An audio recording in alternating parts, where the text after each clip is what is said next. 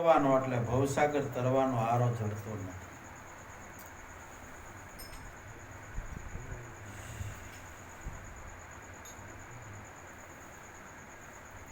ભવસાગરમાં ભવજળ ભર્યો છે આ કામ અને ક્રોધનો જે બધો ગારો છે. કોટી પતંગ સુધી કોઈ નો તરે, કોટી યુગ સુધી કોઈ તરી શકતું નથી. એવો છે આ પાપનો પસારો. કીટ પતંગ કે બ્રહ્મ લગી ભાળજો, ભળ્યો નહીં ભજ્યો નહીં ભવ સારો. જાજો શું કહીએ જૂઠું માનશો, એવો છે આ ભવનો ભૂલારો. નુગરાને દોષ ઘણો લાગે, નુગરાના દર્શનથી દોષ ઘણો લાગે છે. ઓળખો નથી ઈને આતમ હત્યારે, હરીથી વિમુખ જેને હાથ કોણ ચાલશે. સાકુટનો સંગ એને કે ત્યજી દેજો. આરે સંસારમાં ગુરુ વિના કોણ છે. સર્વેને ગુરુ તમે ધારો, સર્વે ગુરુને તમે ધારી લો. દેહના ગુરુ તો સર્વે જાણજો, પણ મનના ગુરુ છે ને એ બહુ ન્યારા છે.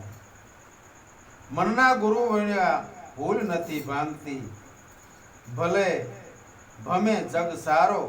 નિરાત સદગુરુ મનના મળે તો પલમાં પાર દે ઉતારો. આવા મનના ગુરુ, દેહના ગુરુ તો દુનિયાની અંદર સૌ કહે છે, પણ આ મનના ગુરુ વગેરે આ જીવાત્માને મુક્તિ નથી. એટલે મનના ગુરુ આપણે કોને માનવાના છે? પોતાનું જે સત છે એ જ સાચા સદગુરુ છે. દેહના ગુરુ પાસે તો આપણને માર્ગદર્શન મળે, પણ આપણા મનને જેવી રીતે સત પાસે રાખવું, સતની અંદર જેવી રીતે ચિત્ત લગાડવું અને ખોટા સટરૂપોને આ મનની અંદરથી આવે એને આપણે જેવી રીતે અઠાડી દેવા, તો આ સદગુરુ મહારાજ જે આપણા મનના ગુરુ છે ને એ આપણને માર્ગદર્શન આપે છે. એને પૂછીને પગલાં ભરવા. ગંગા સતી હોતી એમ કહે છે કે સદગુરુને પૂછીને પગલાં ભરવા, થઈ રહેવું તેમના દાસ. આવું સંતો બધા આપણને પોકારીને કહે છે. તો સતની અંદર આપણે કાયમ ચિત્ત રાખવું જોઈએ, સતના માર્ગે ચાલવું જોઈએ.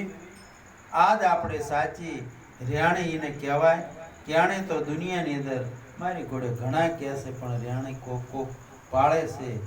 ક્યાણે તો સબ કહે રેણી પાળે, વિરલા કોક જગતની અંદર કોક રેણી પાળે છે. રેણે વગર કોઈ દી રામ રીતતા નથી. ગંગા સતી કહે છે રેણી છે ને એ જ ભક્તિનું અંગ છે.